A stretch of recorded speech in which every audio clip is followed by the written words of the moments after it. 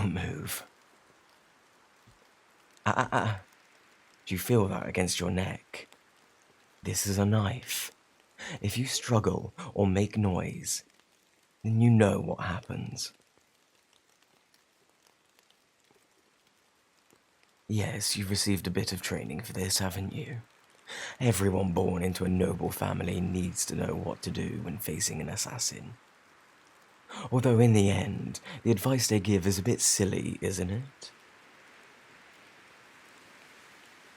If the assassin speaks to you, stay calm and don't give them a reason to kill you sooner than they want to. The idea is basically just to stay alive longer and hope for a miracle. But I suppose miracles do happen on occasion, so I'd recommend you keep to your training and stay quiet for now. I'm going to do something that I've never done for any of my targets. I'm going to take off this mask and show you my face. Shh, don't forget the knife. But I am flattered that you recognize me. As a potential heir to your house, I know you had to memorize the names and faces of members of rival houses. But I'm a rather minor member of the Blancmont family. Even though my family and yours are bitter enemies, I think most members of your family wouldn't even bother to remember me. You seem a bit confused. It's very simple. I'm the Blancmont's personal assassin. I've been officially adopted into the family as a cover. As you might have guessed, I was sent here to kill you. Technically, you're not next in line to take over the family, but your brother is. Well, let's just be honest. He is incompetent. You, on the other hand, could actually be a threat to the Blancmonts if you had chosen to lead your house instead.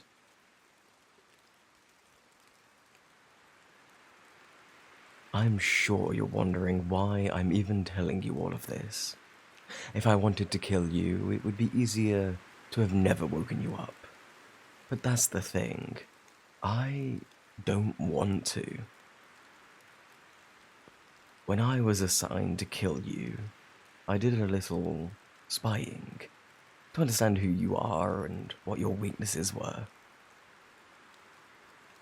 Oh, hush. I kill people for money. Spying on you isn't the thing to get upset about here. Anyway, as I watched you, I found myself infatuated.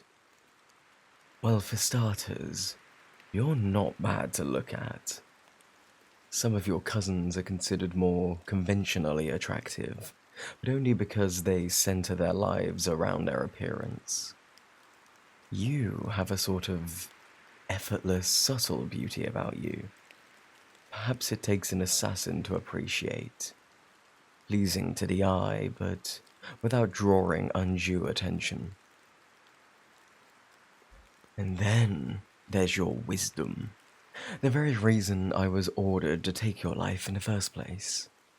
You're practical, and you're willing to set aside the unnecessary things that others cling to. The fact that you alone have been arguing in favor of making peace with the Blancmonts in order to end our counterproductive feud. You don't care about revenge. You just want to move on. It's a shame the Blancmonts think that you're lying through your teeth to trick them. I know you really mean it, though. I put on a bit of a show when you woke up to keep you quiet. But the truth is, I don't think I can bring myself to hurt you. It's one thing to snuff out the lives of greedy, cruel nobles who are a threat because of how ruthless they are.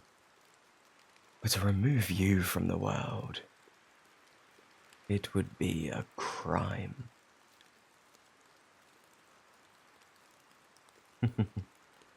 You still have a sense of humor, even at a time like this. Alright, fine. Both are crimes, but the former is merely a crime according to the law. The latter is a crime against humanity. I was given your contract quite a while ago, to be honest. I've been spending a lot of time thinking about what I wanted to do, and I finally settled on something. I'm given a bit of leeway in my job, as long as I serve the Blancmont's interests. They don't care too much how I do things. So this is what I think we could do. I bring you back with me, and you become a Blancmont. It's perfect, you see. You're not a threat to them. In fact, you can be an asset. You won't have to die, and well, we can be together. Sure, technically we'd be related if you were adopted by the Blancmonts, but you know how common that sort of thing is among nobles.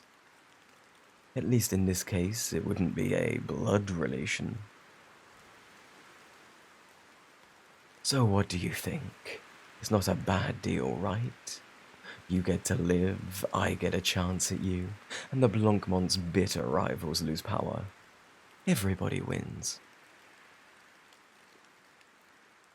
Except your family, yes, I suppose that's true. I don't like where this is going.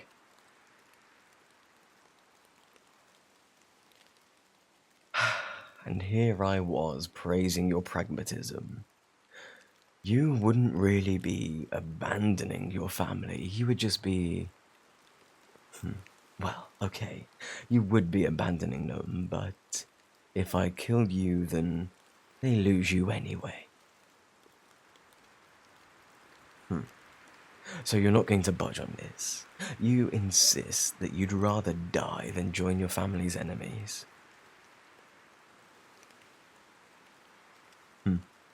Either you're more emotional than I thought, or much, much smarter.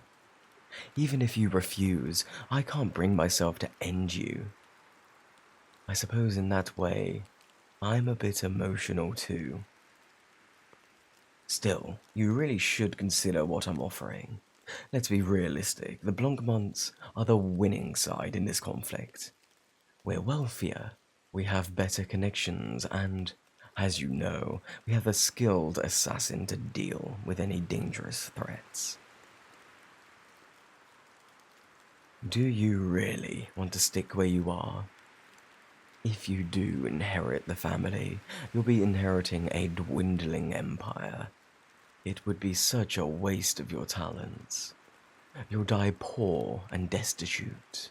After spending your life stressing and fretting over your situation, who would choose that?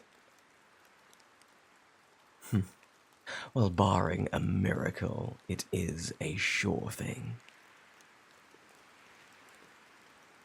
Oh, well, aren't you clever?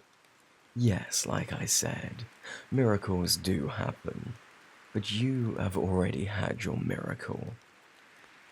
Your miracle is that you're not dying tonight. Expecting more is just delusional. And even if that doesn't happen, think of what you're giving up. If you have any chance of getting your house out of the hole it's dug for itself, it will be through a political marriage. A forced one. But that's just it. I'm not blackmailing you into marrying me. All I want is a chance to convince you to choose me. In the Blancmont house, you won't have to bear the responsibility of leading, so it doesn't matter who you marry. You can choose whoever you like. And you know, I'm not a bad option. I have plenty to offer. I'm wealthy, intelligent, and I feel like we could understand each other in a way others don't. This is the only way you'd get a chance like that.